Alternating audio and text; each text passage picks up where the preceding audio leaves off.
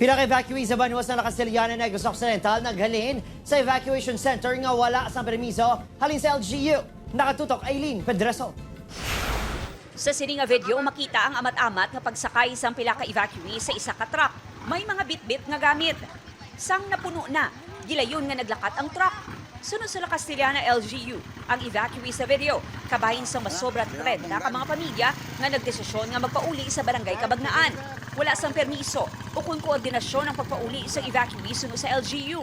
May mga uncoordinated nga nag-pass through sa may border nga naka-strap, no?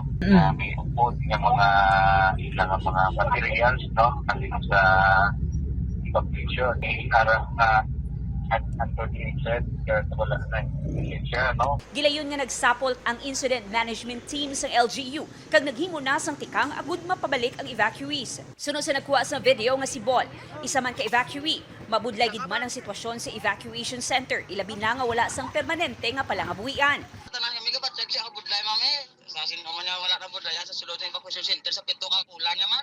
Tagaan kami nila ya sa permanente ang relocation site. Ini man kuno ang sentimiento sa mga kaupdanan sini nga nagdesisyon nga magpauli na lang.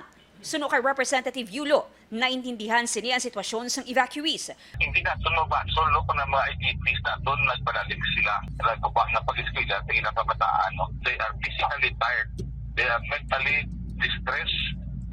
Emotionally disturbed. Suno naman sa OCD-NIR, natala na naman kung tani nga isaylo sa tents ang pila ka evacuees sa mga eskwelahan. Yan plano nila temporarily yung stay sila sa may senior high school na classrooms. After 10 days, nilugat sila na butangan sa tents. Upod Garuel Bangoy, Aileen Pedraso. 1 Western Visayas.